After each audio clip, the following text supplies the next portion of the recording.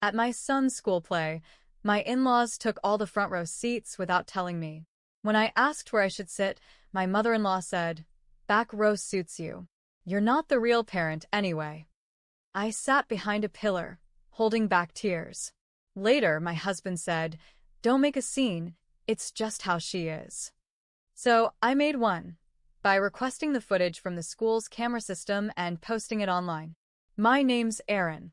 I live in Galesburg, Illinois, with my husband Ryan and my stepson Jason. I've been in Jason's life since he was 5.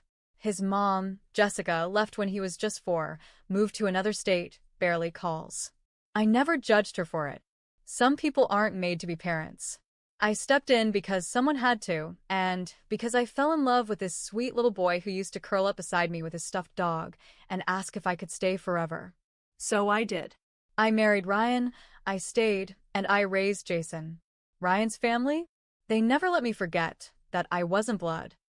His mom, Janet, treated me like a babysitter who overstayed her welcome. She'd say things like, "Well, I guess we should be grateful you're around," or Jason's real mom had a softer voice. His sister, Brooke, once asked me if I ever felt guilty pretending to be someone's mother. I kept quiet. I didn't want to cause problems. I kept thinking, Ryan sees how they treat me. He'll say something. But he never did. It was Jason's 3rd grade play last Friday night. He was the narrator in Charlotte's Web. He had memorized every line and practiced them with me every night after dinner. He was so proud, and every time we rehearsed he'd say, "You have to sit in the front so you can see my face when I say the funny parts." So I planned ahead. I left work early, changed into the sweater Jason liked, brought a flower I picked up at the gas station. I got there 30 minutes early. I walked into the school auditorium, and my heart dropped. The entire front row was full.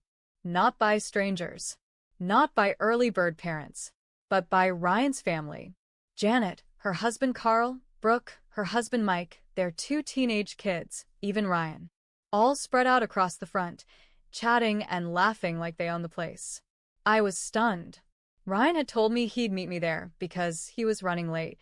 Now I saw he just didn't want to walk in with me. I stood at the front for a second, just waiting. Maybe they saved me a seat? Maybe they just didn't see me walk in? I said, "Hey, is there room for me down here?" Janet looked up. She gave me this smile that wasn't a smile. You know the type. Cold and fake. She patted an empty seat next to her. I felt a second of relief until she said, "Oh, this is for Jessica. You know, Jason's real mom." Then she turned to Brooke and added, "We saved one just in case she decided to show up." I didn't know what to say. I just stood there, frozen. She looked back at me, smiled a little wider, and said in this syrupy tone, "Back row suits you. You're not the real parent anyway." It felt like someone punched me in the stomach. I looked over at Ryan. He didn't say a word, just stared at the floor like a little boy caught doing something wrong. I couldn't speak. I turned around, walked to the back, and sat behind a huge concrete pillar. I couldn't even see the stage. I held Jason's flower in my lap and stared at the floor while his little voice echoed through the auditorium. My eyes stung the whole time. I didn't want anyone to see me cry, so I just kept my head down. After the play, Jason ran up and said, "Why weren't you in the front?" I kept waving. I hugged him and said, "I saw everything. You were amazing." He believed me. I don't know if that made it better or worse. Later, Ryan came over. I thought maybe he'd say something, apologize, explain. But he just whispered, "Don't make a scene. It's just how she is. You know that." He turned away before I could even respond. That night, I didn't sleep. Instead, I thought about every birthday I planned, every sick day I spent with Jason, every lunch I packed, every time he called me Mom without thinking. I thought about that cold smile on Janet's face and how Ryan just stood there.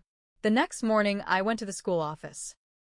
I told them I thought I lost something and asked if I could look at the footage from the play. I said I might have dropped a necklace near the front. The janitor was the one who helped me. He pulled up the camera feed from the main hall. It showed everything. You could see me walk in, smile, say something to Janet, and the way her face changed when she said what she said. You could see me walk away, alone. I asked if I could take a few screenshots. He shrugged and said sure. That night, I posted a 5-second clip from the footage. Just the part where Janet says it. I didn't mention names. I didn't tag anyone. The caption read, "My stepson begged me to sit in the front row for his school play. His grandmother told me, back row suits you. You're not the real parent anyway." I raised that boy since he was 5. I sat behind a pillar and cried while my husband said, "Don't make a scene. It's just how she is." So I made one. It blew up overnight. By the time I woke up the next morning, the post had over 50,000 shares. My phone was blowing up. Texts, missed calls, voicemails. I didn't answer any of them. Jason was still asleep, so I just sat in the kitchen with my coffee and watched it all unfold. The comments were coming in nonstop. Most people were furious on my behalf. Other stepmoms were sharing their own stories, saying, "You're the real parent." Some were tagging news outlets. A few were even asking for Janet's name. I didn't reply to any of it. By noon, Ryan came storming into the kitchen with his phone in his hand. "What the hell did you do?" he hissed. I just looked at him. I posted the truth. "You're humiliating my family." I put down my cup. They humiliated me. "You let them." He stared at me, and for the first time in our marriage, I didn't care what came next. He started pacing. "You need to take it down. My mom's getting calls. Brooke's kids are being asked about it at school. Then maybe they shouldn't have treated me like garbage in public." His jaw tightened. "You blew this way out of proportion." It was one comment. "No, Ryan," I said, my voice calm. It was 10 years of comments. That one was just the final straw. He didn't say anything. Just stood there, like he was trying to decide between yelling or walking away. I looked at him. "Do you even believe I'm Jason's parent?" He didn't answer. That silence told me everything. Later that week, I got a call from the school principal. He wasn't angry. In fact, he said, "Honestly, I'm sorry you were treated like that. We didn't realize something like this was happening at our event." He said the school board had received multiple complaints. Some parents were saying the footage showed favoritism or bullying. One teacher even told me, "I always thought you were his mom. You're the only one we ever see with him." It stung. It meant everything I did had been noticed. Just not by the people who should have seen it. That afternoon, Ryan came home and told me his mother was having a nervous breakdown over the post. She wanted to talk. I told him I didn't owe her a thing. He said, "Can't you just apologize for posting it publicly?" I laughed. "You think I should apologize?" He didn't answer. Again. A few days later, I got a message request on Facebook from someone I hadn't heard from in years, Jessica, Jason's biological mother. I didn't know what to expect. We'd never had any serious contact. She never tried to interfere. I always assumed she was too busy starting over somewhere else. But her message stopped me cold. "Hey, I saw your post. I am sorry." I've always been grateful Jason had you. I know I wasn't there, but I see now how badly they've treated you. I can talk to them if you want. You shouldn't be going through this." I stared at her words for a long time. The real mom the in-laws worshipped? She saw me. She thanked me. She offered to defend me. Janet? She was still silent. 3 days after her message, Jessica showed up at our door. I didn't know she was coming. Ryan answered it. His face went pale when he saw her. "Jessica," he said like he'd seen a ghost. She walked right past him. She looked different, tired, worn down, like life hadn't been easy. But when she looked at me, she smiled softly. I wanted to talk. In person. I let her in. Ryan hovered in the hallway like a scared child. Jessica sat across from me at the kitchen table, took a deep breath, and said, "I'm sorry. I wasn't a good mom back then. I left. I thought I was doing everyone a favor by staying gone. But I always knew Jason was lucky you stepped in. I just never had the guts to say it." I didn't know what to say. I'd spent years hearing about her like she was some perfect memory. Now she was here, saying the one thing no one else ever did. She looked me straight in the eye and said, "I saw the video. I saw how they treated you. I'm done letting them use me as an excuse to tear you down." Then she did something I didn't expect. She called Janet. On speaker. "Hi, Mom," she said when Janet answered. "Yeah, I'm in town. I'm at Aaron's house." I could hear Janet freeze on the other end. "Aaron's the one raising Jason," Jessica continued. "She's his mom. Not me. I want you to treat her that way, or I'm done with you too." The line went quiet. Then Janet said something like, "You don't understand." "No, you don't," Jessica cut her off. "You don't get to throw the word real around when you've done nothing but shame the only person who's shown up for that boy every single day." She hung up. Ryan looked stunned. Jessica stood up, gave me a small hug, and said, "Thank you for everything. Jason deserves better than what this family has done to you." And then she left. You'd think Ryan might have finally stood up for me after that.